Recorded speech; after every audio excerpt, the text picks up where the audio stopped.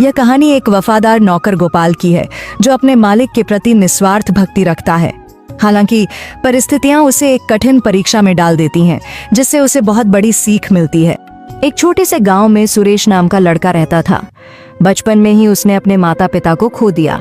उसके पास न कोई सहारा था, न ही उसके पिता की कोई जमीन। वह एक छोटी सी झोपड़ी में रहता था, लेकिन गांव में आई बाढ़ के कारण उसकी झोपड़ी भी बह गई। गांव के जमींदार धर्मदास बहुत दयालु व्यक्ति थे। उन्होंने सुरेश पर दया कर उसे अपने यहाँ काम पर रख लिया और रहने के लिए एक झोपड़ी दे दी।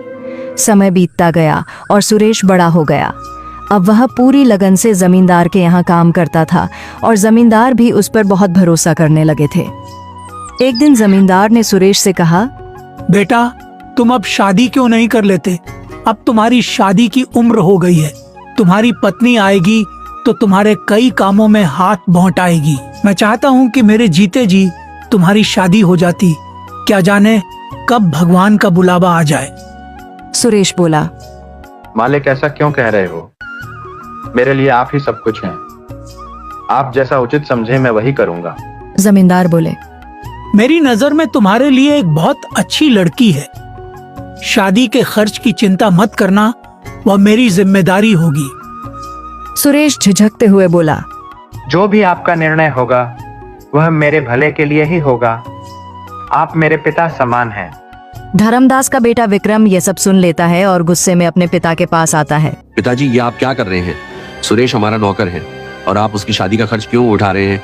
धर्मदास ने सख्ती से जवाब दिया। वह मेरा नौकर नहीं, बेटे जैसा है। विक्रम चिढ़कर बोला, आप मेरे पिताजी हैं या उसके? धर्मदास नाराज होकर बोले, जब मैं बीमार था तब कहाँ गया था तुम्हारा अपनापन? तब सुरेश ने मेरी कितनी सेवा की थी। वह दिन रात मेरी देखभाल करता था और तुम अपने शौक में मस्त रहते थे। तुम मुझे मत सिखाओ कि कौन अपना है और कौन पराया। विक्रम और भी गुस्से में आ गया। उसने सोचा कि उसे सुरेश को रास्ते से हटाना होगा। विक्रम नशे और जुए की लत में डूबा हुआ था। एक दिन उसने अपने पिता से 10,000 रुपए मांगे, लेकिन जब जमींदार ने उसे पैसे देने से इनकार कर दिया तो वह भड़क उठा। विक्रम ने सोचा, अब मैं देखता हूँ कि मुझे पैसे कैसे नहीं मिलते। वह चोरी की योजना बनाने लगा। अगले दिन जमींदार की तिजोरी से 20,000 रुपए गायब हो गए। पूरे घर में हड़कंप मच गया।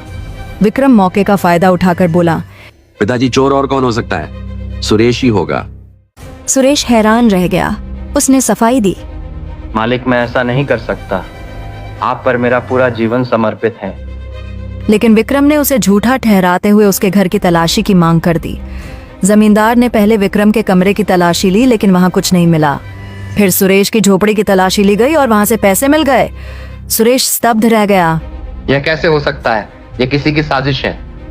जमींदार का भरोसा टूट गया। विक्रम बोला, देख लिया पिताजी, अब पता चला कि कौन सच्चा है और कौन झूठा। धर्मदास को बहुत बड़ा झटका लगा। उन्होंने सुरेश की तरफ देखा, लेकिन कुछ नहीं बोले। सुरेश रोते हुए बोला, मालिक, मैं निर्दोष हूँ। मैं आपके लिए जान दे सकता हूँ, पर चोरी नहीं कर सकता। धर्मदास ने गहरी सांस ली और कहा, मुझे अब कुछ नहीं कहना, तुम यहाँ से चले जाओ। सुरेश वहां से दुखी होकर चला गया। लेकिन गांव के एक बुजुर्ग ने यह सब देख लिया था। उन्होंने जमींदार को बताया कि उन्होंने आधी रात को विक्रम को चुपके से पैसे छुपाते देखा था। धर्मदास को जब यह सच पता चला तो उन्हें बहुत पछतावा हुआ। उन्होंने तुरंत सुरेश को बुलाया और गले से लगा लिया। बेटा, मुझसे बहुत बड़ी गलती हो गई। मैं तुम पर भरोसा नहीं कर सका। विक्रम ही असली चोर है।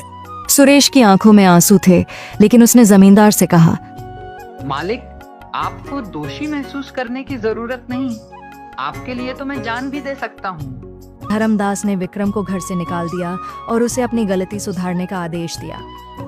विक्रम का झूठ उजागर हो चुका था। गांव के लोग जमींदार के फैसले की सराहना करने लगे। सुरेश को फिर से जमींदार ने अपने साथ रख लिया और उसे अपना उत्तराधिकारी बना लिया। इंसान की असली पहचान उसके कर्मों से होती है, न कि उसकी संपत्ति से।